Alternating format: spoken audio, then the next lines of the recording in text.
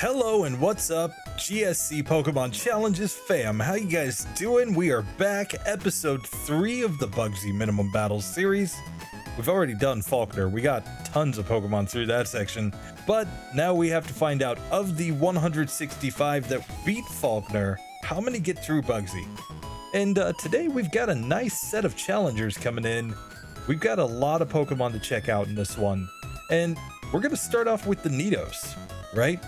We're going to have some poison type, ground type action going on. I think they're going to be pretty strong, but we'll just find out. We've also got the Clefairy line and the Jigglypuff line, which means we're going to get 2 more babies in Cleffa and Igglybuff. They did manage to beat Falkner on minimum battles. Granted, the entire Jigglypuff line, other than Wigglytuff, is basically using struggle strats there to get through. Then we, of course, have Vulpix. Vulpix, remember, was a channel member picked by Merkel. Roy, thank you very much for your support, man. So if Vulpix struggles, it's going to get access to the egg move Hypnosis. So it's got an extra chance to get through on this one. I'm going to predict that maybe it can just find a way through this with at least the Hypnosis strats. Then we've got Ninetales. Ninetales is just playing straight up normal moveset. It should be fine though, I think. Then we've got Chinchou and we've got Lanturn. They're going to be interesting, especially up against that Bayleaf. That could be rough. And finally, we're going to round out with a couple flying types because we've got Togetic and we've got Xatu. I think these ones, based on what we saw last time, should be pretty good. So far, we've only failed here with 5 Pokemon. Those are, of course, Squirtle, Totodile, Sandshrew, Ledion, and Pichu. Pichu was the only one that even struggled in the Slowpoke well to even progress. So we may find ourselves in a similar situation with some babies today, but let's find out. We're gonna kick things off with the Nidoking. Let's get straight into this one. So guys, how are you doing? As usual, it's great to see you. I have some predictions. I think we're getting through with just about everything in this one. I honestly don't see too much that's gonna struggle outside of Chinchou and Lanturn. Those two could be rough getting through the rival. It's really Rival 2 that's shaping up to be more of a wall than Bugsy, but that's always subject to change. We could just find a set of Pokemon where Bugsy just completely crushes them. But for this Nidoking, I think he is just going to absolutely crush this section of the game. We've already beaten Falkner, and I mean, what's there really to worry about with this Pokemon? Now, just as a reminder, we know about all of the special items that are available in this section of the game. Of course, we can get access to the Miracle Seed, we can get access to the Poison Barb, the Hard Stone, we can get the Pink Bow as well. So, picking up with our Nidoking here in the Slowpoke well, I think this Pokemon's not going to have any struggles down here. Let's just find out. So, we're not even going to worry about the held items at this point. We have Double Kick to take out these Rattatas. Easy KOs. And really, I don't foresee this Pokemon having huge problems. One thing that they changed in Gen 2, of course, is that Poison is no longer super effective against Bug, but Bug is also no longer super effective against Poison. I always found that really weird. Like, Poison being super effective against Bugs made a lot of sense to me as a kid, whereas Bug being super effective against Poison, like, of course, everybody's kind of like, what? So I just thought that was an unnecessary change, but I'm guessing it had to do with the fact that so many Pokemon are grass poison type, and maybe they just didn't want to wreck those as hard with poison? Maybe. But that does, of course, mean that we don't really have a type advantage against Bugsy here, but we also won't have a type weakness, and we don't really have a enemy starter that's going to be great against us other than the Totodile line. So here with our Nidoking, I think the only strategy is to go straight into Bugsy's gym, just beat up on these trainers, and let's get that Hive badge. So now picking up right in front of Bugsy, we have gotten here with our Nidoking. We're coming in at level 15 with 54 HP, Horn Attack, Tackle, Double Kick, and Poison Sting is the moveset. And we've got 38 attack, 33 defense, 35 special attack, 32 special defense, and 36 speed. I think we're going to throw on a Pink Bow here and just Horn Attack this guy down. So first up, we got the Metapod. I'm just going to Horn Attack it. It uses Harden. Still appears to be a 3-hit KO right here. Now against the Kakuna, we can simply go Horn Attack a couple times and easily knock that one out. Out comes the Scyther. Fury Cutter is resisted, so we don't really even need to worry about that. And there we go. 3 hits to knock him out. We get to level 17. Easy, easy, easy win. Now we do get access to Fury Cutter if we need it in this next section, but I'm going to try first fighting the rival just with my normal moveset. Let's see if we can just beat him straight up with a Nidoking. So here, rival number 2, round 1. And the problem is that the only move that we currently have on our moveset that can hurt his Ghastly is Poison Sting. And yeah, he's gonna lick against us, but he's got a 4 times resistance to Poison Sting. So this is a spot where we do need to learn a TM in order to get through this, one way or the other. I'm still gonna play this first attempt out, even though it's gonna be incredibly tedious, because maybe we just get a ton of misses, who knows? And if we do, we could at least take down this Ghastly. And unfortunately, we get paralyzed, and he just knocks us out on the first attempt. So clearly, we need a TM. But what TM do we use? Mud Slap is a same type move. I think it makes perfect sense on this Pokemon. So we're simply going to teach Mud Slap here. We'll teach it over Tackle since, you know, what's Tackle ever done for us? And let's go ahead and fight this fight again.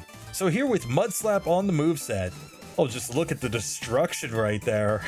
Out comes the Croconaw. I think we can go for the Horn Attack here. I think it's our strongest move. He doesn't really do that much damage with the Water Gun. It does turn out to be a 4-hit KO, but we get through just fine. Out comes the Zubat. And here, this looks like a 2-hit KO. Easy victory. Once you throw on the Mud Slap, there's nothing to worry about there. So just like that, we pretty easily get our Nidoking through. And all we got to do now is just look at how we're going to do with the rest of the team. Obviously, Nidorino, Nidoran Male are still in the running. They had the Horn Attacks to get through Falkner. But will they be enough to get through this section is the real question. For now, let's take on the opposite gender for a minute. This is going to be a little boys against girls because Nidoqueen's got to come in. I think she's going to cook up, guys. Let's see. So Nidoqueen really should be in a pretty similar situation to the Nidoking. I don't foresee any major issues for this one. The big difference here is that we don't even have a move like Poison Sting, so we don't actually have any moves at the moment that can hit ghosts. So we're gonna have to add something on instead. So clearly Mud Slap is just the way to go right off the bat.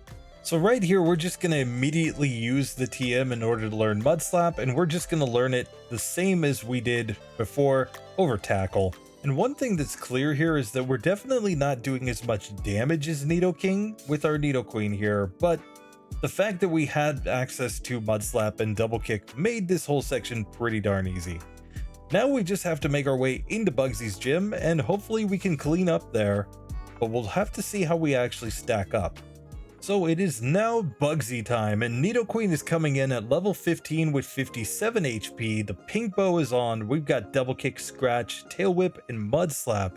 I'm a little worried about the lower power of Scratch here. Maybe Fury Cutter builds up a little bit more and actually does some damage. But here are our stats. We've got 35 attack, 36 defense, 32 special attack, 35 special defense, and 33 speed. I think we're going to be outsped in this one.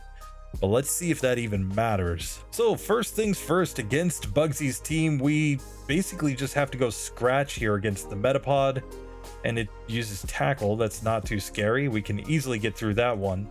Once we get to the Kakuna, this might be even a spot to go for some Mud Slaps, just to get its accuracy down. I mean, we're not really scared of Poison Sting, but we're just trying to stop it from chipping us at all. And here we are to the Scyther now, where I think we go Scratch. Oh, and Scratch does so little damage here. So I'm going to give it a Tail Whip just to get some better damage output here. But we can see Fury Cutter builds up enough and knocks us out. So we've got to try this one again. So round 2, we're back here to the Scyther. I think I might even give it a couple of Tail Whips here, just to see if we can maybe, just maybe, get a better range here. It looks like it might just be a 3-hit range, and we're not quite getting it. It's a question if maybe a berry gets us through this fight easier than using the pink bow even. So here on Scyther, we have the berry on. So after it starts to power up, we get the Fury Cutter miss. And we've gotten 2 tail whips on it, so we finally get through on the 3rd attempt. That was okay.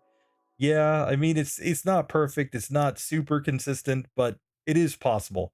We gotta keep in mind that even if we had lost there again, we always could have come over here to try the rival as well. So I'm simply going to give back the pink bow to our Nidoqueen here, and let's heal up and see if we can win this fight. So here against rival number 2, we're of course gonna go Mud Slap here.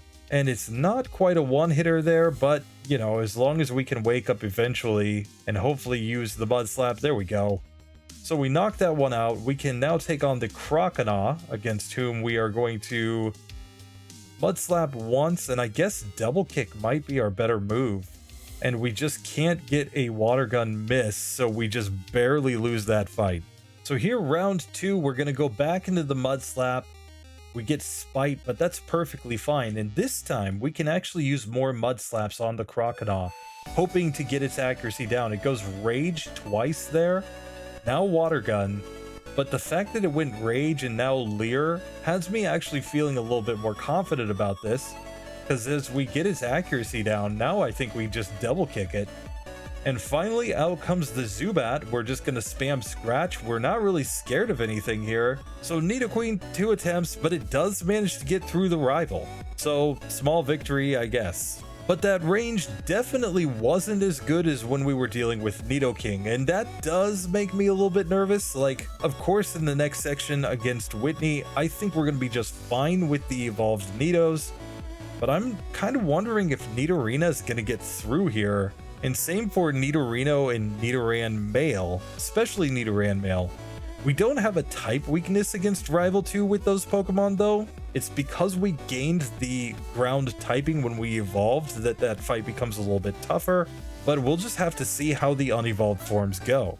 So now it's time for Nidorino, and Nidorino is kind of an interesting Pokemon, especially back in Gen 1. I actually got this Pokemon through Brock easier than I got through with Nidoking, since Nidoking doesn't have access to Leer in Gen 1 at least, whereas using Leer with Nidorino was enough to eventually allow it to get through Brock's Onix.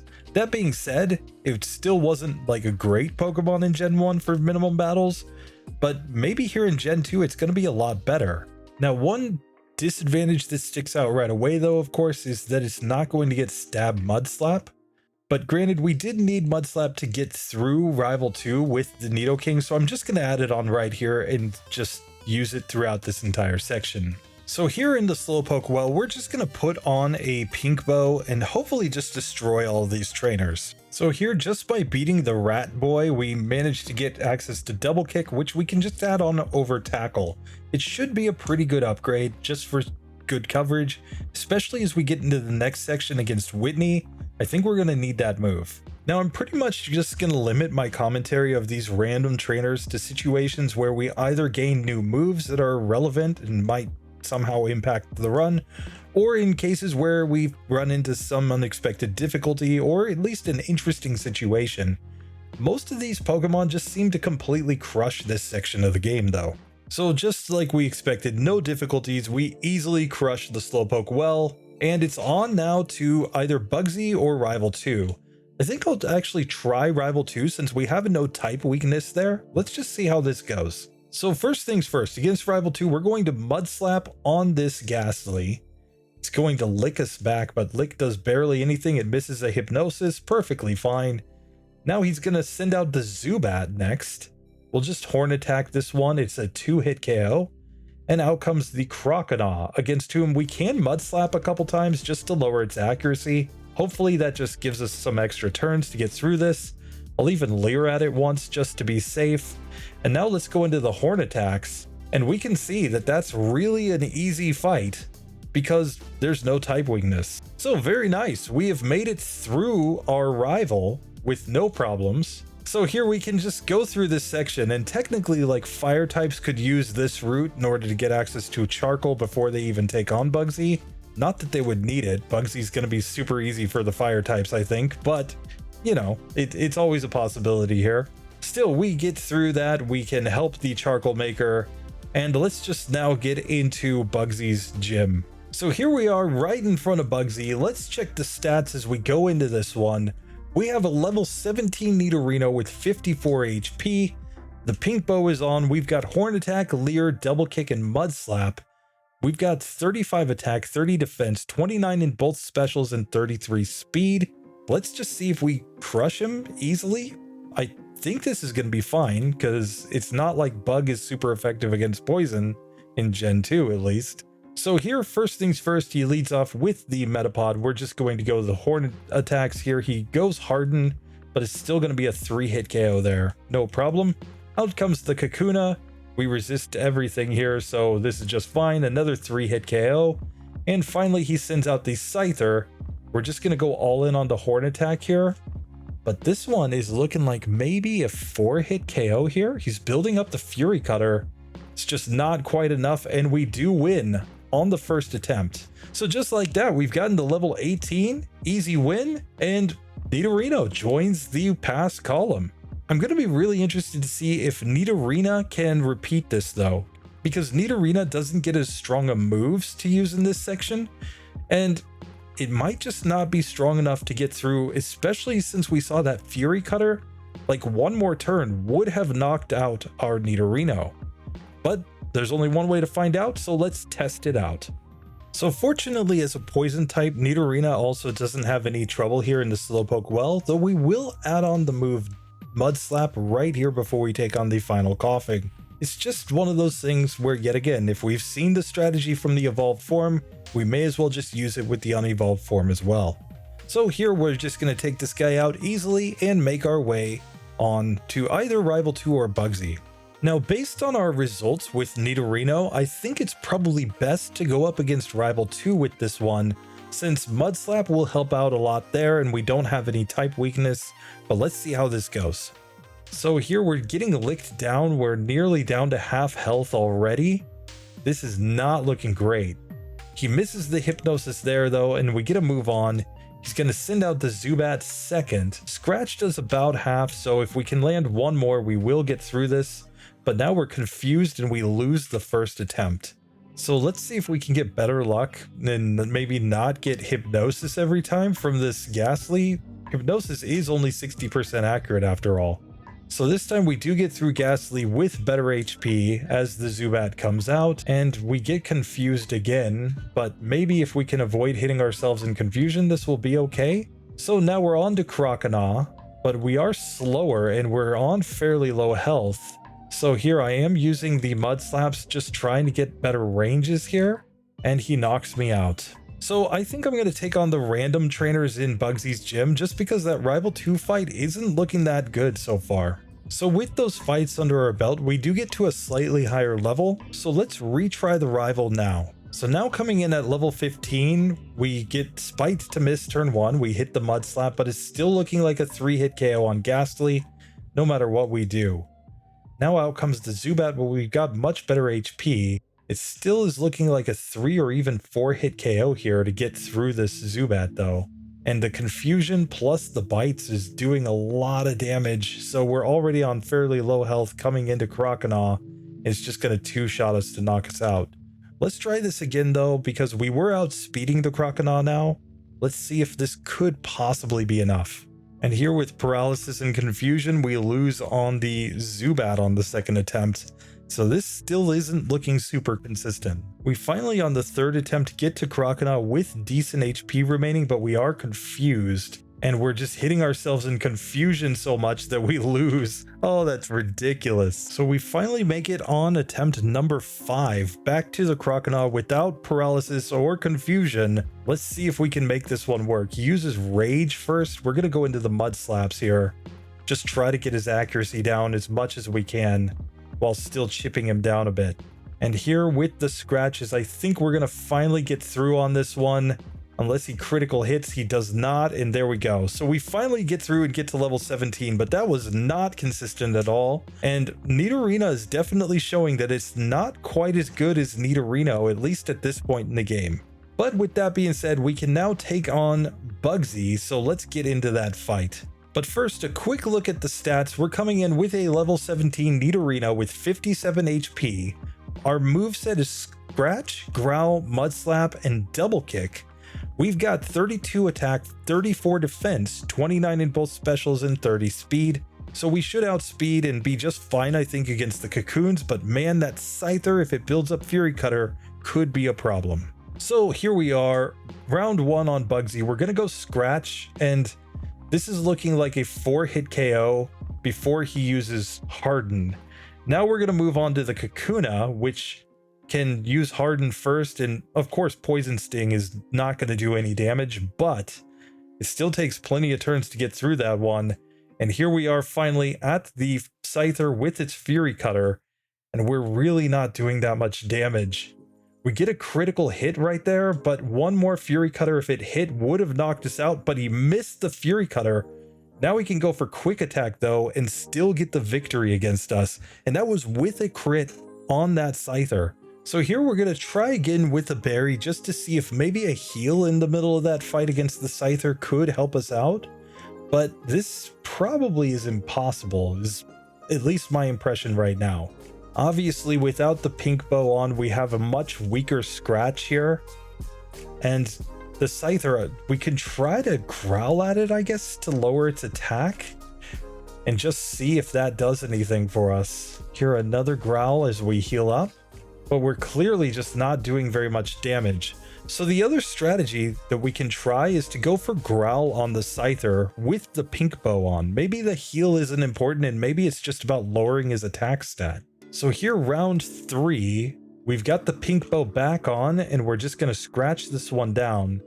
Now the Kakuna, same deal. We're just going to sit here and spam the scratches, hoping to knock it out fairly quickly. Obviously, Poison Sting's not going to do that much. But now I think I'm going to go for the growls here on the Scyther. He misses the Fury Cutter. He's going back in on trying to set it up though.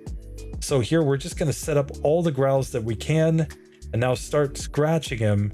And we might need a critical hit. We might need a miss and we're just not going to get it. So this one might just be basically impossible. In spite of the fact that we got a Fury Cutter miss, and we got a critical hit against that Scyther on the first attempt, it just didn't work.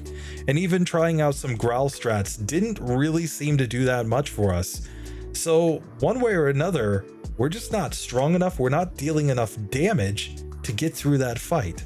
And since Nidorina also doesn't learn a move like Swift that we could use in the place of our current move, I think this one is basically just impossible. So with that being said, let's try a Pokemon that might still have a chance in the form of Nidoran Male. So this one's actually incredibly interesting to me. If we find a way through this with Nidoran Male where Nidorina failed, that would really show that maybe the Nidoran female line just isn't that good in Gen 2.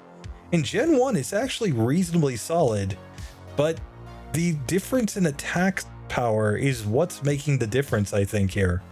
So we're going to come into the Slowpoke well with our Nidoran Male, just give it that pink bow.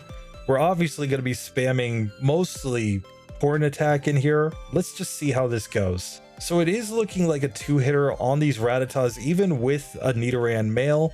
So as long as we don't get really bad luck, we should win this fight every single time. And with that, I think we can pretty well say we're not going to have any major issues down here. We will learn Mud Slap for the final trainer. And then I think we just follow what Nidorino did and fight against Rival 2 first to see if it sets us up so that we can beat Bugsy. And here, of course, Mud Slap's more than enough to take down the demoted James. And we can move on and try that Rival 2 fight. So here, Rival 2 attempt number 1. I think we just lead off with the Mud Slaps here on this Ghastly. It does lick us and paralyze us, which is pretty bad, but if we can just land the Mud Slaps, I think we'll be okay. And there we go. We get through that Pokemon, level up to level 15. Now we can try the Horn Attacks here on the Zubat. It's looking like a 3-hit KO range with Nidoran Male. We've been bit a bunch of times. Obviously with the paralysis, we're just going to go down on this one. So I think we just take out the easy trainers in Bugsy's gym and then try Rival 2 again. So 2 easy victories later, let's take on Rival 2 and see if we can beat him at our higher level. So here we're going to Mud Slap on the Ghastly. Still looking like a 3-hit KO range with this one, but we don't get paralyzed, so that is a huge advantage. Out comes the Zubat. We're simply going to Horn Attack. We are outspeeding, but it's a 3-hit range here. Now we've got the Crocodile out. We're going to go for the Mud Slaps. We are slower. We're actually in a speed tie, rather. So we need some pretty decent luck to get through this one. But if we can get enough misses, I think we could get it to work. So here back to the Crocodile, we got a 2-hit range on the Ghastly and on the Zubat this time. It was a critical hit on the Ghastly where it was just a range on the Zubat. And here we're just setting up a ton of Mud Slaps just to try to get the accuracy of this Crocodile down. Now I'm going to leer at it at least once. And let's go into the Horn Attacks. And if we can get one more hit, there we go. We have beaten our rival number 2, and we get to learn Poison Sting. I'm not sure that this is actually a particularly useful move on this Pokemon, though. Well, it appears that Poison Sting is our only same type move that we could learn with this Pokemon. I just don't see a situation where it's going to be super useful, given the fact that it's only 15 base power and we've learned tons of moves that are way stronger than that. So here we've made it to Bugsy with our Nidoran male. And let's just check the stats as we come in. We have a level 17 Nidoran male with 48 HP. We've got Horn Attack, Leer, Mud Slap, and Double Kick. And we've got 30 attack, 25 defense, 24 in both specials, and 28 speed. What's pretty clear is our defense is a lot weaker than our evolved form, so this could turn out to be pretty tough, but let's just see if we can make it work. So here against Bugsy, attempt number 1, it looks like we're gonna get a 2-hit range there on that first Metapod, very nice. And it's probably gonna be a 3-hitter without the crit there on the Kakuna. We get a lucky crit either way. Here, I'm gonna leer once at this Scyther and then go into the Horn Attacks. It looks to be a 3 or maybe 4-hit KO. We get the 3-hit KO range, and there we go. At level 18, Nidoran male has beaten Bugsy. So with the first 5 Pokemon done, we can see a pretty clear separation. The entire Nidoran male line gets through this second gym, whereas Nidorina, the second stage of the Nidoran female line, just couldn't hack it. It couldn't make it work. Doesn't know Leer, it doesn't get a strong physical attacking move like Horn Attack, so it just fails where even a Nidoran male, the first stage form, can get through. So with that being done, it's time to move on to the next section, and we're going to check out some of these normal types. We've got the Clefairy line and the Jigglypuff line. Both their baby forms and their fully evolved forms are still in the race. So let's start out with Clefable up against Wigglytuff and see how they do in this section. Now I'm pretty sure that this is going to be a section that we need to use the pink bow. Since all of these are normal type Pokemon, having access to that item should make all of these Pokemon a lot stronger. I also think we're going to be using a lot of sleep strats here, since obviously, with sleep strategies, we should be able to get through this section without too much difficulty. Of course, the Clefable run is very fun, just sitting here repeatedly using moves that can just be called up by its metronome. I think we don't need to even worry about learning a move like Mud Slap here, because we could just metronome to get through the rival. Here, Octazooka. Here we use Spark. We're just using random moves. Karate Chop is not very effective. Spike Cannon. And there we go. We've knocked out James Jr. and gotten through the Slowpoke well. I think we'll take on Bugsy first in this one just because it will be more consistent. But I think we'll be able to get through with this Pokemon with enough resets thanks to Metronome. But let's see how many attempts it takes and what we get. So here we have made it to Bugsy with our Clefable. Let's check the stats. We've got a level 14 Clefable here at 55 HP. We're holding the pink bow. We have Sing, Double Slap, Metronome, and Moonlight as the moveset. We've got 29 attack, 30 defense, 33 special attack, 35 special defense, and 27 speed. We might be best off just hoping to get some really good Metronomes here against the Scyther, but let's find out. So here, Bugsy, round 1, let's just see how Double Slap does here against this Metapod. It doesn't do great damage, does it? Really, if we can get like a 5-hitter, we will knock that one out pretty easily though. Onto the Kakuna, it uses Harden. Once it's used Harden, I think we're best off to use Metronome and just try to get a stronger attack. We used Spore. Oh, and now Milk Drink. Oh, we got the HP back. Recover, and now Pursuit knocks it out. Perfect. Now I think on the Scyther, we do want to put it to sleep if we can. So there we go. We get the Sing on it. Now let's just go for a Metronome. We use Double Team there. Now we can Double Slap this one. And maybe with enough hits from Double Slap, this will be fine.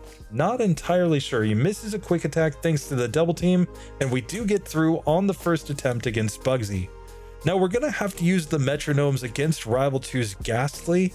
And that could be rough. If we don't get the luck that we need, we could get a ton of resets here. But let's find out if this is reasonably possible. So here, Rival 2 attempt number 1. Going for the Metronome. We get Lovely Kiss turn 1 to put the Ghastly to sleep. Then Spark does decent damage and Thunderbolt finishes it off. Very nice. Now I'll just stick with some Metronome for a minute. We get confused by the Zubat. Not great, but here we get Sacred Fire and we get the burn on the Zubat. Oops, I did not mean to sing, but we knock it out. Cool. Croconaw comes out. I'm just going to put it to sleep for the sake of getting some extra turns here. We land a Nightshade. Then we get Rapid Spin. Next up, Earthquake. And let's see what we get. Hydro Pump misses. The final Metronome is Foresight. We identified Croconaw, apparently. But now let's just double slap it down. There we go. We have won. Level 17, no problem. Clefable has gotten through this section. It was not even hard. So here, let's just check. And Clefable, I think, is going to be a really strong Pokemon as we continue this series. The fact that it has Metronome means it always has a chance, but as we get later in the game, it's going to learn so many different types of TMs. It gets so much coverage that between that and Sing and the ability to heal in battle with Moonlight, this one might just be completely overpowered.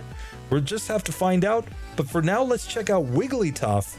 We got to see if it can match this. It will have Sing strats, but not the Metronomes, and it might need a TM to be able to get through this section. So here in the Slowpoke well, the biggest disadvantage that we have with Wigglytuff is that its only attacking move is Double Slap, which isn't super accurate and doesn't necessarily do tons of damage. So we're going to have to go out and heal up quite a bit here, I think.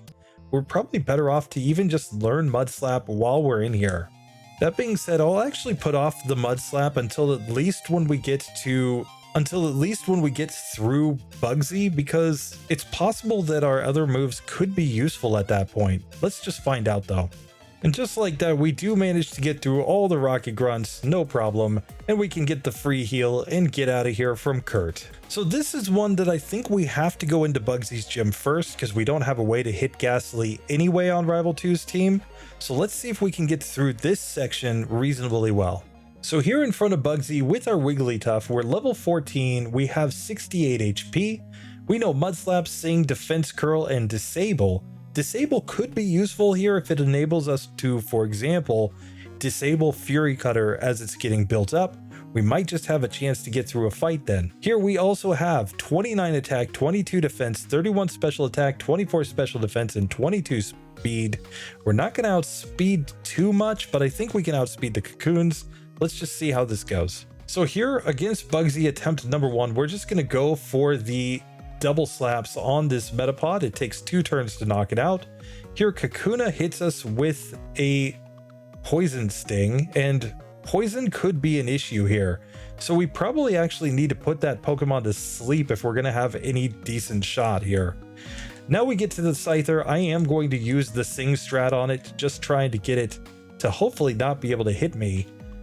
But here we miss with the first double slap. Second double slap does decent damage, but he wakes up and knocks us out. Let's try this again. So here I think the best strategy is actually to just put these Cocoons to sleep and then just slowly whittle them down with our double slaps. We could run out of PP in this fight if we don't get decent ranges though. So here back to Scyther without poison this time, still on very good health. We're going for the Sing strategy, but we just couldn't land it and we get knocked out. So attempt 3, we're back to Scyther on full health. Let's see if we can land the Sing this time. We do. And now we're just going to sit here and spam the double slap. He wakes up and uses Fury Cutter again. But let's just see if we can put it back to sleep. Very nice. And now double slap. We need the last double slap to hit and it misses. So this could be a spot where we have to manage our PP and struggle, but we clearly just need better ranges with our double slaps. Double slap is a move that can hit between 2 and 5 times. When it hits 5 times, it does great damage here. But when it only hits like 2 times, or if it misses and allows these cocoons to set up, for example, their hardens, then we can be in really bad shape. So this time we get Scyther to sleep with 4 double slaps remaining. We hit only 2 times with the first one, 3 times with the second one, here 2 times with the third one, and we finally get the range to get through. That took 8 attempts on Bugsy.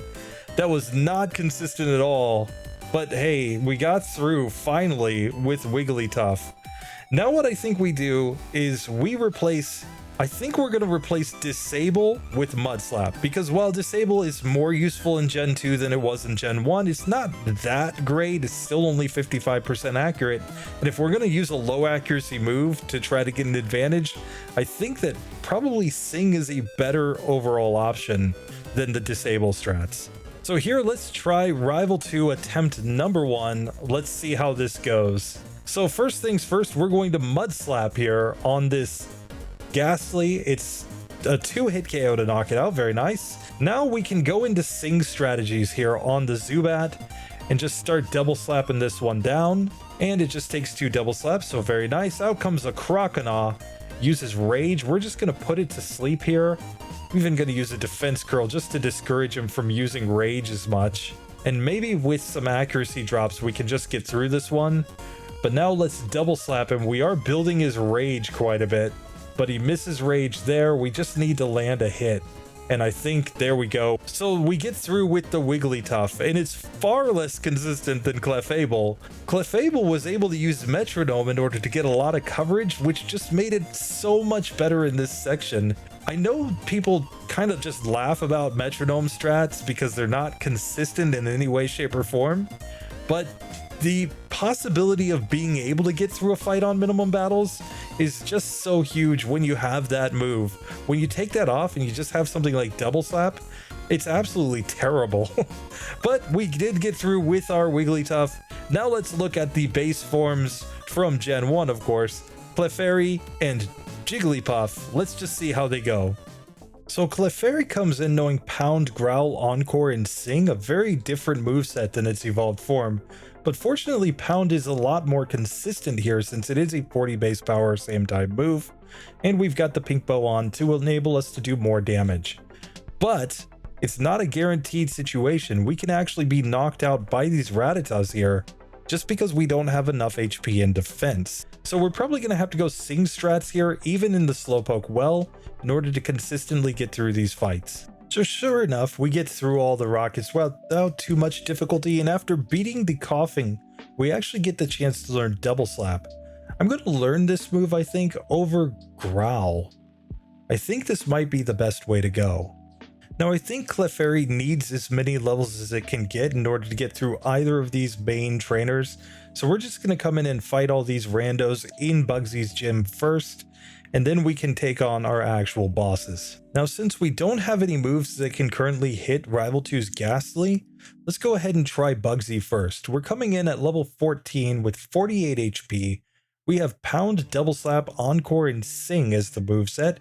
And we've got 22 attack, 23 defense, 26 special attack, 28 special defense, and 20 speed. So we're really quite slow, but maybe with some sleep luck, we can get this one to go. So Bugsy attempt number 1, I'm going to Sing on the Metapod. We didn't really want it to use Harden there, but fortunately we've got enough PP that I think we can get through this one. Double Slap technically can do more damage as long as it hits enough times, so I'm going to go for the Double Slap right there. Now we're on to the Kakuna, where once again we're going to go for the sleep strats, and we get poisoned. So we're probably losing round 1 here just because of the poison and the fact that it's already used Harden. I just don't see any way we get through this first one. So this time we're to Kakuna without any poison, and it hasn't set up Harden yet, so we easily knock it out. And now it's onto the Scyther here. It goes Fury Cutter, but we've got to get this one to sleep, I think, to have any chance. Once it's asleep, we can use the double slaps, and keep in mind, we have the advantage that we have Pound as a backup move here. So here it goes back into Fury Cutter, and then Quick Attack knocks us out, so this one's at least not looking very consistent. So round 3, we're back on the Scyther, we get it to go to sleep after using Fury Cutter once, and if we can just keep it asleep for enough turns as we deal damage, this might end up working out, but we're gonna have to just keep putting it back to sleep after it wakes up. Here we've got it down to red health and it's still asleep, so one more hit, and yes, 3 attempts, we managed to beat Bugsy with our Clefairy, and we can move on to Rival 2. Now we're gonna need to replace one of our moves with Mud Slap in order to get through this one, and I'm not sure, but we're gonna get better moves once we get to Goldenrod, so I think it's gotta be Double Slap that goes here. I'm still not sure if there could be a spot where Encore is really useful, and Sing is obviously never leaving this moveset because Sleep is just still too strong to ever give up on in this sort of challenge. So here, let's try Rival 2, let's see if we can get through or not. So first things first, we're just gonna Mud Slap here on the Ghastly, and it's just trying to put us to sleep with Hypnosis, but it can't damage a normal type Pokemon, so 3 Mud Slaps gets us through right there. Now I think we need to put this Zubat to sleep if we're gonna have any decent chances, and now we're gonna go into the Pound Slam, you know, so sleep and pound, guys, sleep and pound. There we go. Now Croconaw comes out. We're going to go for the Sing right here. We finally get it to land. And while he's asleep, I'm just going to Mud Slap him over and over again to get his accuracy down, so that hopefully if he does wake up, he doesn't hit us. Now we'll put him back to sleep and go back into the Mud Slaps until we just get his accuracy to basically be nothing.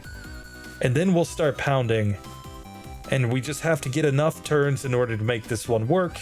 He hits the water gun, now he misses, and we get through. Level 17, Clefairy joins the winners column.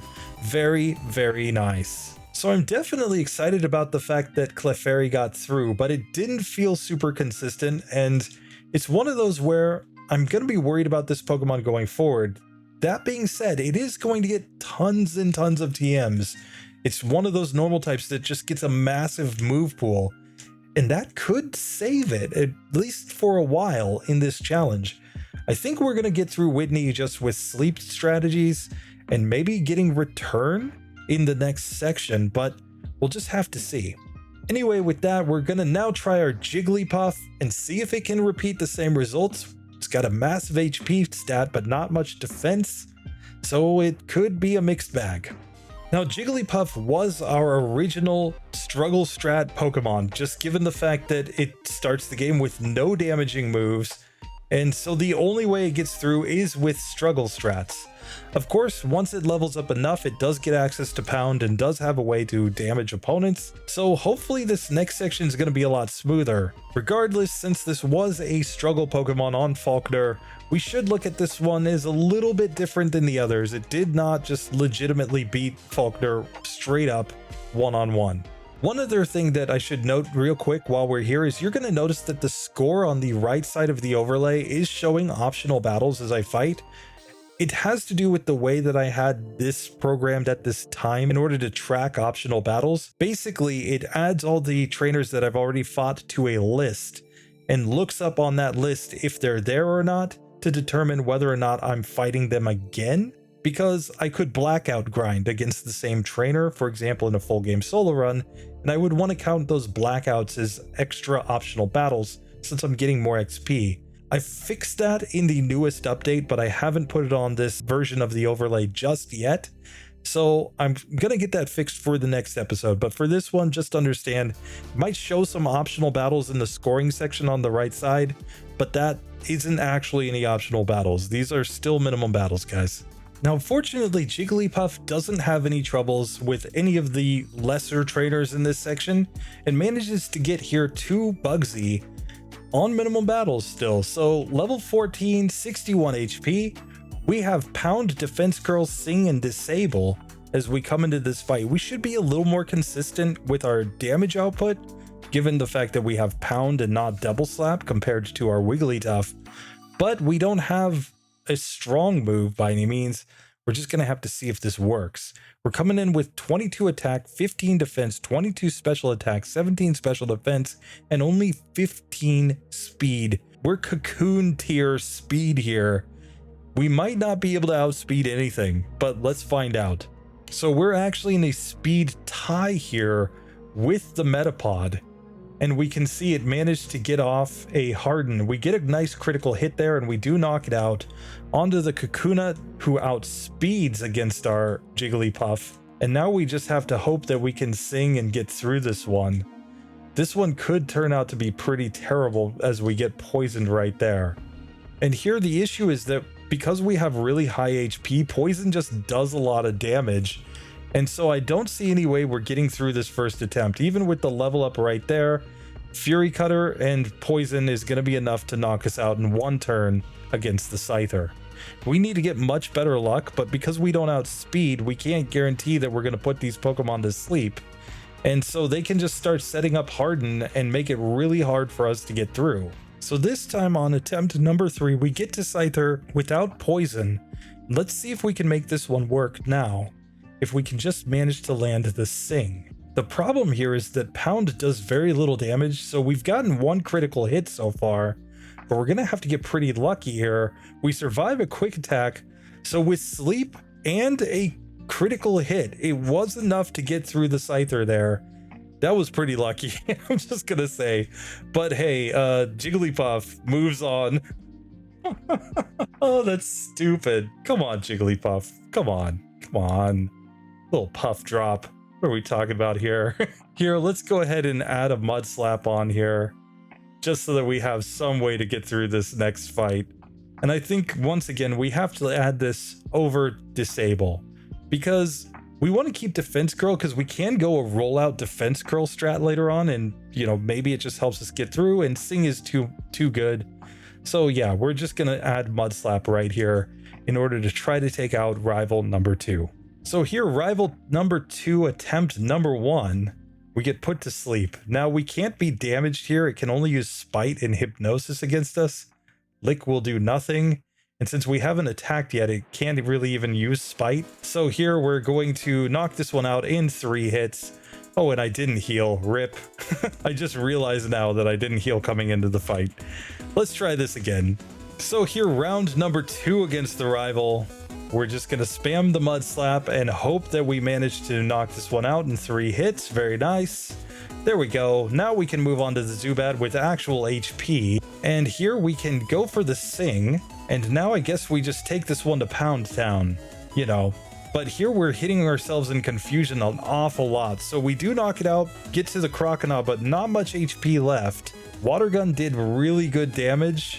And now I think we just have to Mud Slap and pray that it doesn't hit us and that we can put it back to sleep, but it hits Rage. So let's try this again, because there is a strategy here, I think, where that Crocodile, of course, could use Rage, which we don't really want to see. We could always try to set up some whatchamacalls right here, some defense curls, but I don't know. Maybe we're better off just going for the Sing strats and just hoping not to get terrible confusion luck in this one. So here we're back to Crocodile with decent health. We have to put this one to sleep and start pounding it down. And we're just going to have to get enough turns to get this one to work. Here we do have it on low health though, so one more hit, and there we go. Jigglypuff joins the winners column. So we've gotten through with all these normal types, but it's starting to feel a lot less consistent with some of these Pokemon compared to some of the earlier runs. That basically means that these two bosses in the forms of Bugsy and Rival 2 are doing their job. They are going to filter out some Pokemon. We got to keep in mind that Falkner basically took out the worst of the worst, the weakest Pokemon. He eliminated right there. That's why we had so many fail. But here, Rival 2 and Bugsy are still putting in some work, and they're at least not giving it to us very easily. You could argue for the Bayleaf there. I think that maybe it depends on the Pokemon, but the strategy would have been the same. We would have had to land the Sing, get a nice long sleep, and hopefully just knock it out. We would have used the same strategy When you consider that the Bayleaf doesn't have a super effective move here, it would probably be a little bit stronger, but not that much stronger. I think we would still get through with the same strategy. Anyway, with that, we have gotten through with Jigglypuff and with Clefairy. So it's time to get to the babies, and this is where this one could get really tough. So now in Azalea Town with our Cleffa, this might be the first Pokemon that we actually need to break down all the battles, because these aren't going to be easy, I don't think, with baby stats. Still, we should at least have a chance to get through this section, so let's find out as we come into the Slowpoke well. So starting against Rat Boy here, I think we need to go for Sing and hopefully just get this one to sleep. And I'm also going to use Charm just to sharply lower the opponent's attack stat so that hopefully we don't take too much damage. Now it's just a 3-hit KO to knock out the Rattata, and we're going to go for the same strategy here on the second Rattata. Sing into Charm, and now let's just start pounding him down while he's asleep. And it's a 3-hit KO, and we get through that fight, even with little Cleffa. So here on Jesse Jr., we're simply going to go for the Sing on this Zubat. It doesn't do that much damage, but we do want to avoid getting confused. Unfortunately, we get confused in this one. It looks like we're probably going to end up taking a reset here. So here on the next attempt, we do manage to put this Zubat to sleep. And now it's looking like it might be a 3 or 4 hit range with Pound, but we do take him down. Now the Ekans, we just need to get this one to sleep as well. It got a critical hit Poison Sting on us. I do think this one deserves a Charm just in case, because it does do decent damage. And here, it's got us in Wrap. We're going to try to put it back to sleep just to keep it from hopefully spamming too many hits on us. It gets us poisoned though, as we put it back to sleep. I don't think we're getting through this one. We're just taking too much chip damage in that fight. Now here we've gotten back to the Ekans again, put it to sleep, and it looks to be a 5-hit KO range, possibly 4 hits. There we go. We got it down, and we can move on to the next trainer. So now on the final Rocket James Jr., I'm pretty sure we have to get this one to sleep as soon as possible. So we're going to put him to sleep turn 1. We're going to spam a Charm just to get his attack power down, and now start pounding and just hope that we do enough damage as we get through this. Now the issue is that Smog can poison us and he gets a critical hit as well, and we're simply going down due to the poison damage. So here we get him back to sleep without getting poisoned in spite of the fact that he used a couple Smogs on us. We get a critical hit, and now we're whittling him down. Now I think we've got him in the range. So that took 10 attempts to beat James Jr. and now we get Sweet Kiss. So Sweet Kiss can cause an opponent to become confused. I'm not sure if it's the best strategy, but I'm gonna put it in the place of Encore for now. Basically, I think Charm is too useful because it lowers the opponent's attack stat by 2 stages. Sing obviously lets us put them to sleep and we can do setup on them and pound them down. So maybe the combination of Sing plus Sweet Kiss, so getting them to be confused when they do wake up, and then adding on the Charms, maybe that could be a really broken strategy here. So now let's take on Bugsy with our Cleffa. Let's just check the stats as we come in. We are at level 14 with 43 HP, and we're coming in with 17 attack, 18 defense, 22 special attack, 25 special defense, and only 14 speed. So even the cocoons are going to outspeed us. Let's see how this goes. So here in the first attempt against Bugsy, we're obviously going to put him to sleep. We're going to try to confuse everything on his team and go into the pounds yet again. Either way, we just have to get insane luck if we're not going to get poisoned by this Kakuna, I think. Especially because we're outsped, so we can't really predict what it's going to do. Fortunately, it hits itself in confusion twice here. Now we just kind of have to hope and pray that we can knock this one out before it manages to hurt us. Well, there we go. We do get through. 27 HP remaining. And Scyther is going for the Fury Cutter, and it gets a critical hit to knock us out. So fortunately, when they stay asleep for enough turns, we can actually predict when they will wake up if they're asleep the maximum number of turns. But it's just going to be kind of random how many turns they actually sleep for. In this one, we get an insane range on the 7th attempt, where we're all the way to the Scyther on full health. And we're going to have to get it to hit itself in confusion, I think, the turn it wakes up. But no, we do get through with Cleffa and get to level 16. That is ridiculous. Oh, baby Cleffa gets through. Oh, there we go. Oh, that was stupid and ridiculous and amazing. I really enjoyed that, but I didn't. So now we've got to take on Rival 2, and we've got a bit of a decision to make. Because on the one hand, we could go for the confusion strats on the Ghastly. Keep in mind that Ghastly cannot actually damage Cleffa. So it is technically possible that we could simply repeatedly confuse it until it knocks itself out. We don't necessarily have to learn the move Mud Slap here. So let's try that strategy one time, and I'll give myself a berry just so that I have a way to get through this fight, maybe. So here against Rival 2, the strategy is pretty simple. We are going for Sweet Kiss here on the Ghastly. And now I'm just going to spam Charm because we're just trying to waste turns while it hits itself in confusion. So here on attempt number 7, we finally get through the Ghastly, still with some PP in our other moves. So we're going to put the Zubat to sleep here. And let's go into our pound spam here. It should be a 3 to 4 hit KO. Looks like a 4-hitter right here. Now we get to the final Crocodile, where we're going to first put it to sleep. We'll give it a charm just to be safe. And now we're going to take it to Pound Town. Now it looks like he's doing about 11 damage per hit with his water gun, but we get a nice critical hit there, we survive, and we knock him out. So just like that, without even using Mud Slap, we were able to beat Rival 2 with Cleffa. Oh, Cleffa, you legend. You know, I hope my baby boy that comes in June is half as good as this Cleffa is, man.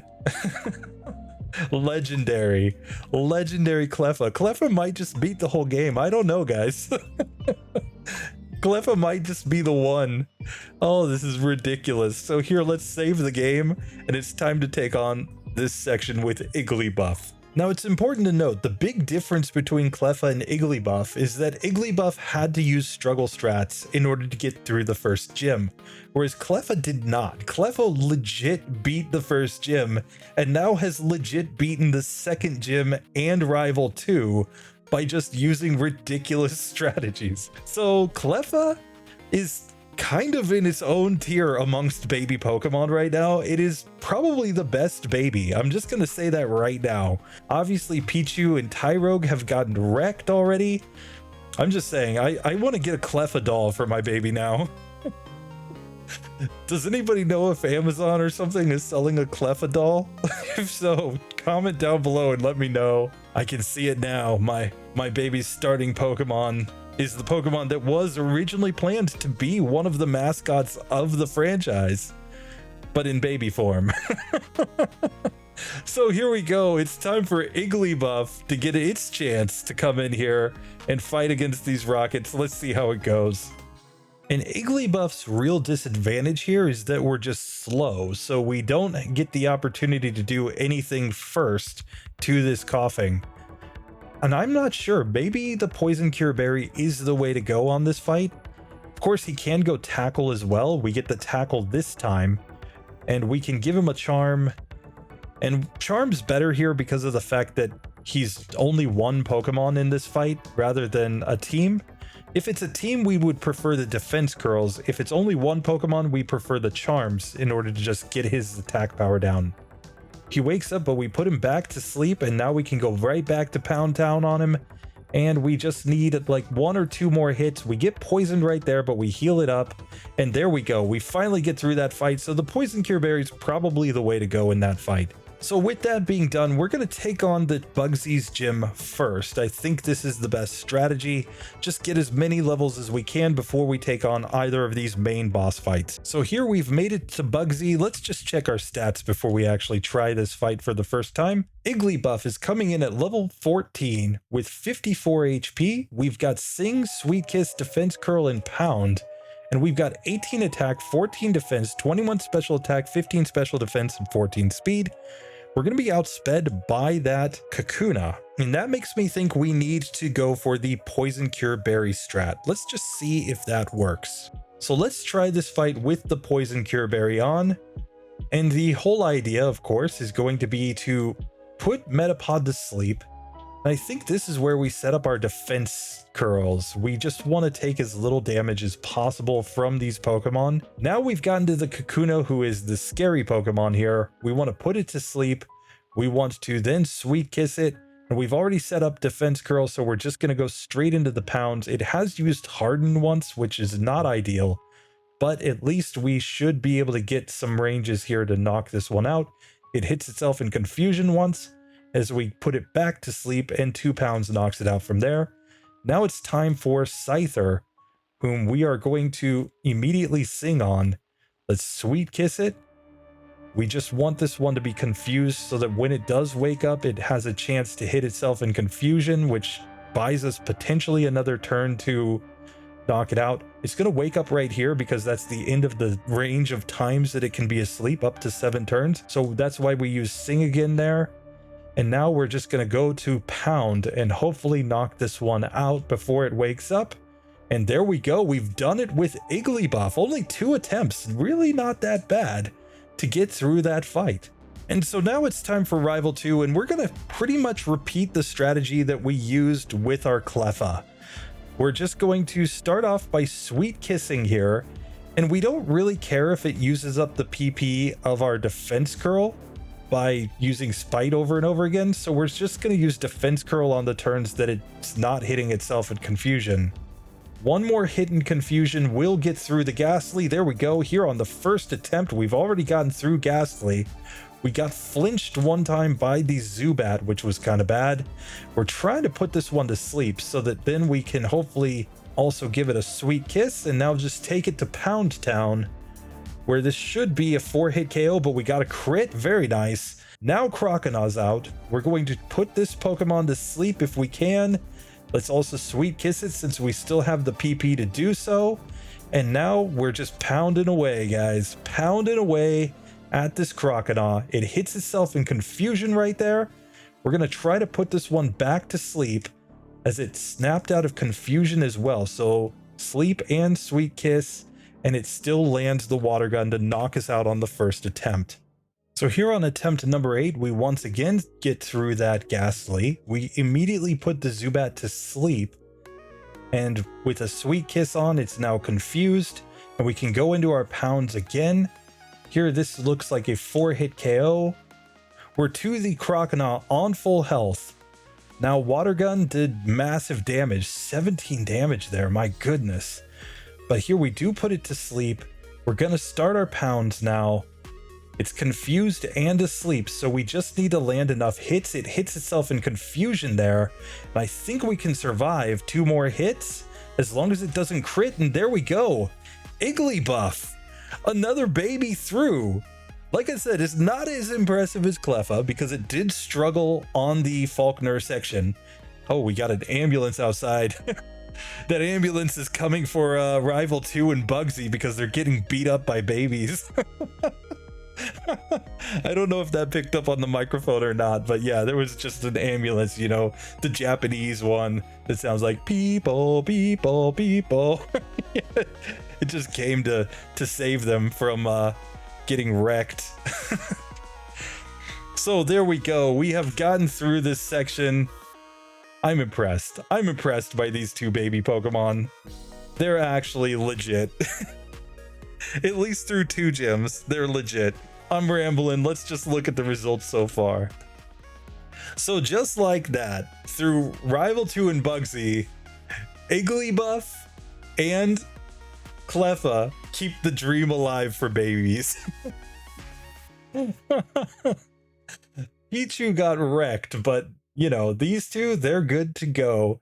They get through. They don't even need to use TMs to get through. Cleffa, I'm just gonna be super impressed to see just how far this Pokemon actually goes. I don't know, maybe they get walled at the next gym. Maybe it's Morty that takes them out. No idea. But let's just find out how they go as they progress in the game. So with that being done, now let's get into the Vulpix line and just see how this goes. We're starting off with Ninetales, which has a much better moveset, but Vulpix is a channel member pick, and if it struggles, we will give it Hypnosis, since that was requested by Roy Merkel. Let's find out. So here we're gonna freak Kurt out with our multi-tailed dog. He's just gonna run away and say, no way, I'm not dealing with that Firefox, come on. But now it's time to get into the Slowpoke well, where I don't think we're going to have too much trouble, but we are going to give ourselves a Charcoal. Of course, Charcoal is available right here in this Pokemart. And while we don't have enough money to buy it right now, technically, we could sell items. Like, even the berries are worth 5 Poké-Dollars, so technically we could just gather infinite berries for a very, very long time, but we can also sell things like full heals. We could sell other held items that we don't need. We could sell, Pokeballs that we don't need, etc. There's lots of ways to get money here. So I'm simply going to give the Charcoal to these Fire-type Pokemon because it's technically possible to get it, even if it's not super practical. So as we come into the Bugsy fight, let's check the stats on our Ninetales. We're currently level 13 with 46 HP. We're holding Charcoal. We've got Ember, Quick Attack, Confuse Ray, and Safeguard. And we've got 29 attack, 29 defense, 30 special attack, 35 special defense, and 35 speed. Here, I think we just need to heal very quickly, and let's go into this fight and just see if we can win. So here on Bugsy round number 1, we're simply going to go Ember right here. It's not quite enough to one-shot the Metapod, but we do get through. Now he sends out his Scyther, so I'm going to Confuse Ray it. And now let's just go for the Embers here and hope to deal enough damage to knock him out. He stops the Fury Cutter after we confused him, and we easily take him down in 3 hits. Now Kakuna comes out, and Ember one-shots, so we get through, get to level 15, and Ninetales has beaten the second gym with really no difficulty whatsoever. And since Vulpix also knows Ember, I think it's going to do pretty well in this section at least. The real question is Rival 2, and how do we stack up in that case? Obviously here we have the strategy where we can go for the Confuse Ray in order to try to get through this one, but will it be enough? Let's find out. So here, first things first, we are going to Ember on the Ghastly. It does over half, and now we can knock it out on the next turn. He sends out his Croconaw, which we are going to use Confuse Ray on first. And the question is, should we try to burn it with Ember? Should we try to go Quick Attack? Really, both strategies are possible here. We're taking decent damage though. We need decent confusion luck from the looks of this. But we do get through as it hits itself in confusion. So now I'm going to Confuse Ray on the Zubat just because I think we might need the extra turns to avoid bite. Here it bites me once, but we survive, and there we go. Ninetales gets through that Rival 2 fight on the first attempt. Now, it was very close. It was really just clutch luck. And keep in mind, this is a max DB's Ninetales. This is the strongest possible Ninetales. Anything weaker, we might not have gotten through that. So that makes me a little nervous for our Vulpix. We might just need to go with Hypnosis. But let's test it out and find out. And here it seems like Vulpix is struggling just here against Rat Boy. We do outspeed when they don't use Quick Attack, but it's at least a 3-hit KO on both of these Rattatas, and they do decent damage when they Quick Attack us. So this time we get a critical hit and a Tail Whip failed in order to be able to get through the first Rattata on full health. So now we just have to take down the second Rattata, which I think we're finally going to get through here after 13 attempts on Rat Boy. So fortunately, it looks like after Rat Boy, nobody ever gives any major difficulty to this Vulpix, but we could be proven wrong here by this coughing, especially if we get poisoned. But here it looks like we're going to just barely get through. So we get to level 12 and we have completed the Slowpoke well. And now it's just pretty clearly time to get to the Bugsy gym. So after 2 incredibly easy fights to get to the gym leader, we're standing right next to Bugsy with a level 13 Vulpix, 37 HP. We're holding Charcoal, we've got Ember, Tail Whip, Quick Attack, and we just learned Roar, so we can phase if we want to. And now we've got 20 attack, 20 defense, 22 special attack, 26 special defense, and 26 speed.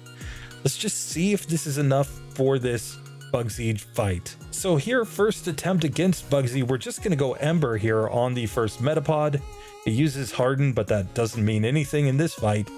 Out comes Kakuna, we're just simply going to Ember it down. Another Harden that means nothing, so easy win. And finally, Bugsy's Scyther is out. We're simply going to start using the Embers and hope that we can get enough damage to get through before its Fury Cutter builds up, but it actually knocks us out there. And keep in mind, this is with the Charcoal giving us the boost here. This is about as strong as Vulpix can possibly get at this point on minimum battles, and we're still just not quite there, but this time we got a very nice range. We get the crit, and just like that, we knock out the Scyther. So very nice. We finally get through. Took 2 attempts, but really not that bad. Now the question is, can we get through Rival 2? If we can't, we're going to add on the Hypnosis, probably over Roar. I just don't see a particularly large use for Roar with this Pokemon, but let's just see how this goes. So first things first, we have to Ember on the Ghastly, and we burn it. So we knock that one out in 2 hits. Now what we need to do definitely is at least get Ember, and we get the burn there. And now let's just see how much damage Quick Attack does. We're just getting taken down way too quickly by its Water Gun. So I just don't see any real way that we're going to get through this fight. Now I think the first thing that we need to do is learn Swift, since Swift is going to be stronger than Quick Attack. It's effectively a 50% boost in the power of our normal type move. Now we cannot learn Fury Cutter or Mud Slap here, so the only real thing that we can do without adding on Hypnosis is just see if Swift does more damage and maybe gives us a range that we can think about, but I don't think it's going to be the case. So at 7 damage, this is an 8 hit KO, assuming we don't get like a better range somehow. Looks like maybe we can do up to 8 damage with a single hit. But even at 8 damage per hit, we're still looking at least 7 turns. Yeah. So there's just no way that we're getting through that one with any sort of consistency. So now I think is where Roy Merkel, we got to exercise your option, buddy. It's time to add on the Hypnosis. And now we need Hypnosis to hit here on Croconaw. We just haven't gotten the Hypnosis to hit. It is only 60% accurate. We finally get it right there. And we'll Tail Whip. And now let's see how much damage Swift does. It did 12 damage right there. So this would be a 5 hit KO range with 1 Tail Whip. And it wakes up and knocks us out. So we're going to need to get a pretty good range here. We clearly need to put it to sleep turn 1. So here on the 7th attempt here, we're finally putting this Croconaw to sleep. It's our 3rd attempt with this Hypnosis setup. I'm going to give him a couple of Tail Whips. Let's just get his defense way down. And now it looks like this is more like a 4-hit KO, maybe a 3-hitter with a crit. And now we just need to whittle this one down. He stays asleep, so we get through the Croconaw. Now it's just the Zubat, where I think we can just go into our Ember spam. It looks to be about a 3-hit KO here, maybe a 4-hitter with a bad range. But there we go, we get through. So Vulpix did survive, but it had to add on its egg move that was offered by a channel member, Roy Merkel. Roy, thank you so much for your support, man. You've been around for a very long time supporting me. First channel member on this channel, one of the oldest channel members on the other channel. You're incredible, dude. I appreciate you so much. So just like that, Vulpix has gotten through, but we are going to have to put it into the pass with egg moves column. So we actually only have 34 Pokemon through. I'll fix that after I finish this episode. You'll see it in the next one. But with that, we've only got a few Pokemon left. First, Lanturn and Chinchou. We got to see if they can get through this section. The electric water type is a very interesting typing, but the question is, how do they do against the Bayleaf? So here with Lanturn, we're seeing that it's going to learn Flail at level 13. there is a chance that maybe that move could help us get through. We would have to get to really low health, of course, to be able to use that move and hopefully one-shot a Bayleaf. But let's see if that's even going to be possible. First things first, we got to take on the Slowpoke. Well, let's just knock out these trainers, but I'm a little nervous because we only have Bubble as a damage dealing move. So we're basically going to have to spam Supersonic, I think, and then just hope that Bubble can do enough damage in the interim. So it's pretty clear that we're just going to make a lot of use of berries in this section. And one strategic thing to remember is that when you paralyze an opponent and confuse them, on the turns that they're both paralyzed and confused, they're less than 50% to actually attack you. They have a 50-50 chance to hit themselves in confusion and a 1 in 4 chance to not move. Those are two independent checks, but still, they even put together, it means they have less than a 50% chance to move. So after successfully getting through the Slowpoke well, we can now take on the trainers inside of Bugsy's gym. We're going to take them on first before we try to take on Rival 2. So first up, let's get to Bugsy. Now expect this trainer with 1 Paris to actually be a little bit harder here, since we don't have any access to a normal type damage dealing move. And really, we just want to keep this Pokemon confused as much as we can as we slowly whittle it down with our bubbles. So here we have made it to Bugsy with our Lanturn. We're at level 12 with 56 HP. We have Bubble, Thunder Wave, and Supersonic as our moveset. 23 attack, 23 defense, 27 in both specials, and 25 speed.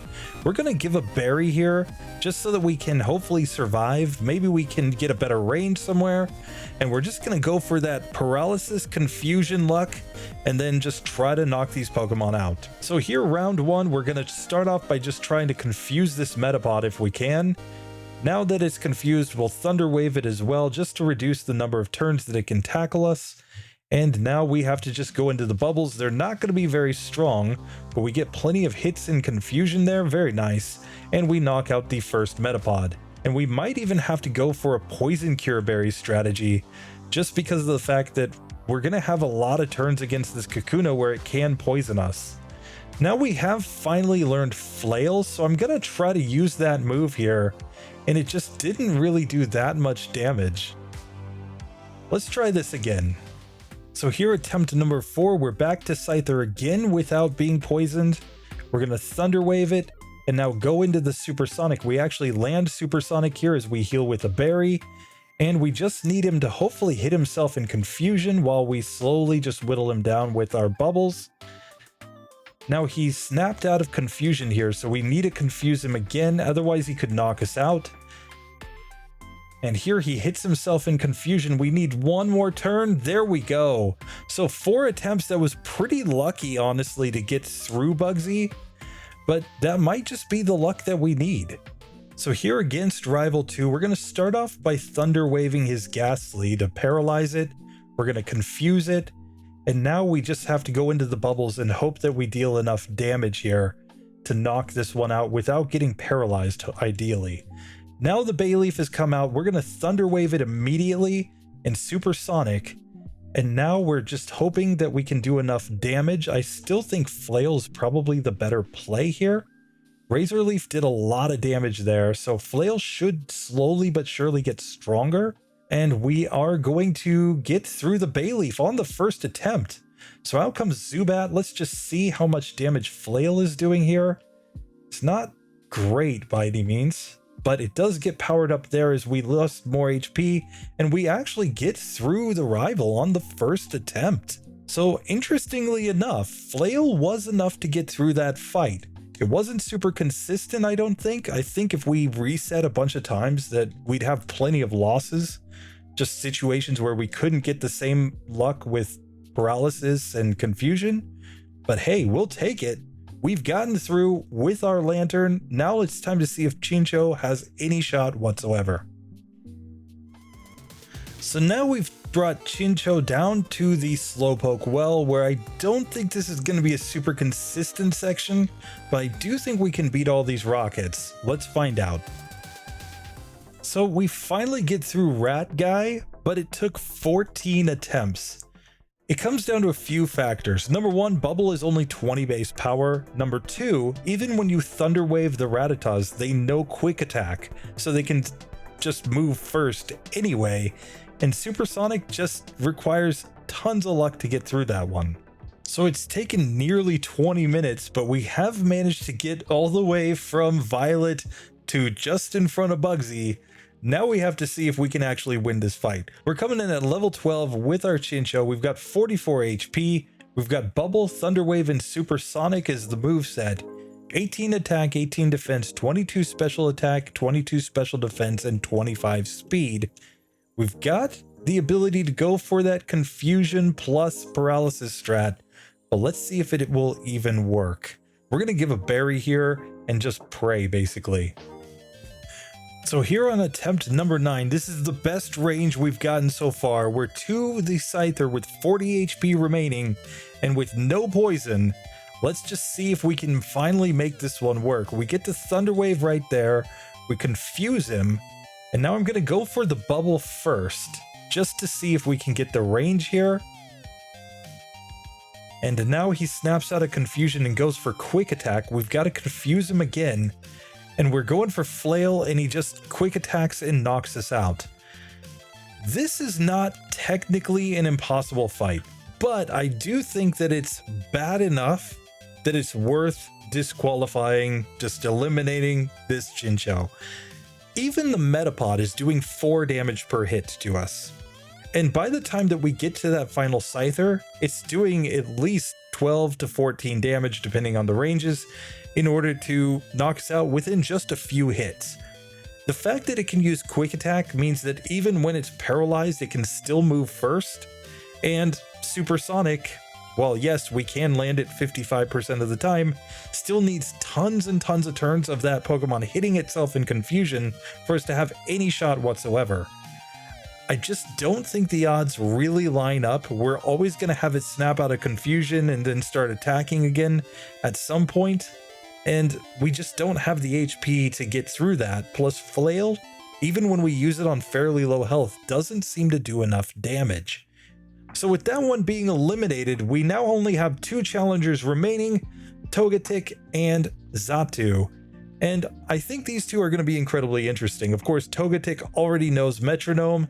Xatu is just kind of a standard flying type at this point. It doesn't get any special moves that are really exciting, but maybe it's enough. Let's find out. So here with Togetic, we can obviously pick up the egg and get our little brother, but now it's time to make our way over to Azalea Town, and I think this Pokemon's going to be pretty decent using its Metronome strats. It's always going to give us a chance to get through a fight. Let's just see how it actually works out though. So here in the Slowpoke well, we're just going to test out Metronome strats first and see if we can get through these fights. If we really struggle, we can learn Swift, which is the same type move, but for now, let's just try this.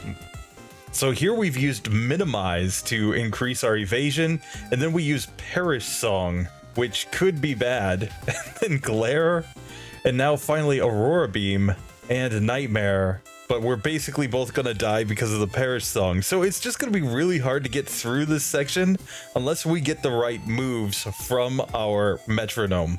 So this time we use Petal Dance, so we're gonna get multiple hits on these Rattatas with a reasonably strong grass move, and we get a critical hit. So we finally get through that fight after a ton of resets. So it's never gonna be consistent with Togetic. We're always going to have to just pray to get the right moves. But it is technically possible to win basically any fight. But here we've made it to the final trainer. Call him Proton, call him Demoted James, whatever you like.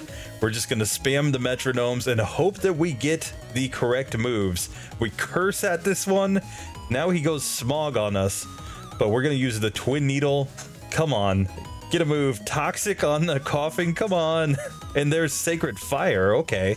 That was decent, but we're on 2 HP remaining, and we hit Barrage, but it only hits twice and we lose. Oh, come on. This is terrible. Come on. Focus Energy. We've got 2 more PP as we get poisoned here. We use Peck, and we need another damage-dealing move. Oh, Psychic. There we go.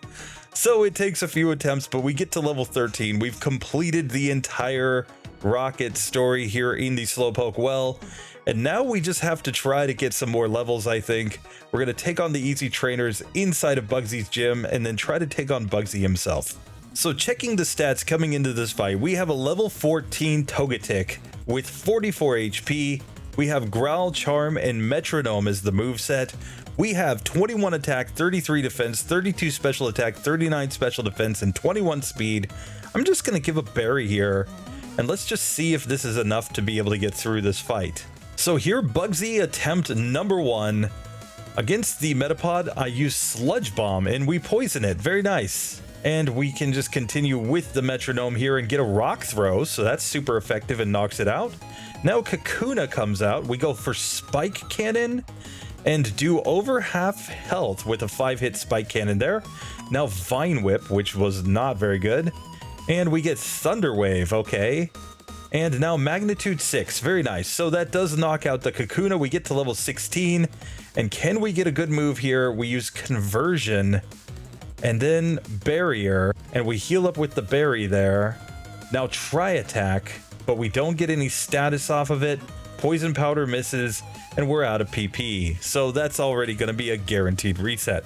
So this fight's really just going to come down to getting the luck for enough good moves to come up and hit. So here I think it's pretty clear we do need to add an actual move. So let's add Swift to the moveset and put on the Pink Bow and see if that's enough to get through this fight. So here in our first attempt with Swift, we're going to just go for that right away on the Metapod. He uses Harden, but we get a nice critical hit after that and just knock him out. Here's where I do think we can charm at least a couple times just to get his attack power down with this Scyther. And here we can go for some of these good old Metronomes, just trying to get a better move that will hopefully do more damage just right here. We get Zap Cannon, which knocks out the Scyther. And now on this Kakuna, we've got a Sandstorm raging, and I'm going to go for Swift. We get a nice critical hit there, and the Sandstorm's going to end it. So we get through on the first attempt after we used Swift there, and I think this is a much better setup. We're going to be much better off against Rival 2 as well with this setup. We're still going to have to use Metronome in order to get through the Ghastly, but once the Ghastly goes down, I think we're good to go. So let's try this first attempt against Rival 2. I'm just going to lead off, of course, with the Metronome here on Ghastly, where we get Safeguard turn 1, then Outrage. Almost knocked it out, and we continue the Outrage, so very nice. We're just raging, guys. Here's Sweet Kiss, and let's go for the Swift to just knock that Zubat out. And here, I guess, let's just see if Metronome gives us anything good here. We get Moonlight to heal up. Then we get Crab Hammer, good job. And now Earthquake doesn't do a whole lot because we don't have a great attack stat. We double teamed right there. Ooh, I growled by mistake, rip. Here, Swift does decent damage, but we lose on the first attempt. I kind of misclicked there, but let's just see. Bubble Beam finally knocks that one out, okay. So here, let's just go Swift strats the whole way. And we get a nice 2-hitter there on the Zubat. And here we're just going to stick with the Swift and just hope that we can get the range here. It looks pretty darn close, but we do get through right there. Finally, Togetic moves on. So it does have to learn Swift in this section in order to have at least anything that's reasonable. Metronome always gives you a chance, but it's way too luck-based, of course. But it does mean that this Pokemon at least has a shot in every fight as long as it has the Metronome. If it doesn't have any effective moves, it could always get lucky and knock out like 1 or 2 Pokemon with that move. But as teams get bigger and bigger, it's just going to be less and less effective to go Metronome strats. You're going to have to rely more on actually having moves that are good against the opponent. But there we go, Togetic's through. Let's finish with Xatu and then check up on the results and what we're going to do next time. So here we're continuing with the final Pokemon of this episode. Gotta let me know, guys, what have you thought of all these Pokemon so far? We've obviously had some that have gotten through, some that have failed. Some felt really lucky in this one. But that's kind of par for the course when you're doing minimum battles. There's gonna be some pretenders. I gotta make this very, very clear that even as we progress in this challenge, there are going to be some Pokemon that get further than you would expect just purely based on getting a lucky range within a few resets. That being said, they're going to get filtered out eventually, especially compared to Gen 1. You know, in Gen 1, there were only 8 gyms, and after you get the second gym badge, you could literally just go to Celadon City, get access to Substitute and Double Team, and effectively any Pokemon from that point, any Pokemon that beats Misty and gets through Rock Tunnel, can beat the game on minimum battles eventually. But here in Gen 2, it's a lot more difficult to use those kinds of luck-based strategies. You don't get broken TMs for every single Pokemon the second that you hit Goldenrod. And I'm kind of thinking, like, of course, we want to limit our TMs as much as possible. We want to see each Pokemon for what it is as much as we can. But the fact that Return is going to be available in the next section, I'm not even sure if we would be able to get the Game Corner TMs, things like Fire Blast, in the next section. If possible, those might allow some Pokemon to stick around for quite a while, honestly. We're just going to have to see. If it looks practical, I might do it. You guys might be like, oh god, now every Pokemon knows Fire Blast and Blizzard and Thunder. This is terrible. Every Pokemon just running a set of Return and super strong elemental moves. It's technically possible in that section. So we're going to have some Pokemon that don't really belong, but they're going to stick around longer than they probably should. We're just going to have to deal with that. That being said, I think at the end of the game, Red is so incredibly tough that a lot of Pokemon, even if they got there, would just completely fail at that point. But just like that, we're here in the Slowpoke well with Xatu. We know Peck, so we at least have a move that can affect these rats very easily. We're just going to hold Auto A and hopefully be able to get through this. So we get through that whole section with no difficulties. We're just going to go in and completely destroy Bugsy's gym, I think. So let's do that first before we even try the rival. And just like that, it only took 5 minutes to get here to Bugsy, even backtracking to get some berries. There's a weird thing with GameHook where it can't put berries in as a held item. It has to do with the way that it identifies items. I gotta fix something there. But it was a known issue before GameHook went down. I think I have an idea of how to fix it. But for now, we've made it here with Xatu. We're at level 13. We've got 44 HP. We know Peck, Leer, and Nightshade. Nightshade is actually pretty good here because it guarantees we'll do 13 damage. Maybe it could be useful in a specific range or something like that. We've got 29 attack, 28 defense, 34 special attack, 27 special defense, and 34 speed. We're going to be fast enough to outspeed at least the Cocoons. Let's go. So, Bugsy attempt number 1. We're going to start by just pecking on these Cocoons. We get a string shot, but that's just fine. We're still faster than the Cocoons, and he's probably going to use quick attack with his Scyther anyway. So we just two-shot both of the Cocoon Pokemon. And here we've made it to the Scyther, where Peck with a critical hit did about half. And Nightshade is guaranteed to be a two-hitter here, because it's going to just do enough damage to take him down from that range. So there we go. One critical hit, but we got through on the first attempt. And it was really no problem getting through Bugsy. So with that, we can now move on to fight against the rival, where we've got 2 moves that can hit ghosts, so we're not worried about that at all. And then it's just about what kind of ranges we get against the rest of his Pokemon. So here, Rival 2 attempt number 1. I'm just going to lead off with the Peck here, because Ghastly doesn't have great defense, so it's a 2-hitter. Out comes the Zubat. We're just going to Peck it as well. And it's an easy 2-hit KO. Now let's just see, with 51 HP, we have 15 or a level 15 Xatu. So if we use Nightshade, it's going to do 15 damage, so it will be a 4-hit KO with the Nightshade. Let's just see how much damage Peck does. So Peck did 11 damage. So we're always going to be better off using Nightshade here, and we should always get through with this one because we just need a 4-hit range, and he's not 4-hitting us with that water gun. So just like that, Xatu, easy, super easy Pokemon to get through this section. Is it going to do well when we get to Whitney? Probably not, but let's just find out, I guess, when we get there. You know, the poor man's Lugia here is probably going to get wrecked, is my guess, but we'll find out. But so just like that, we have gotten through with all of the challengers for today. So let's just see the final results. We're coming in with a total of 37 Pokemon actually passing the Vulpix. We're going to have to add back to the member picks since it was Hypnopix. It did use Hypnosis there. It's officially no longer a pass Pokemon, but Roy Merkel, you are still alive, at least in the members picks section. So 37 Pokemon officially.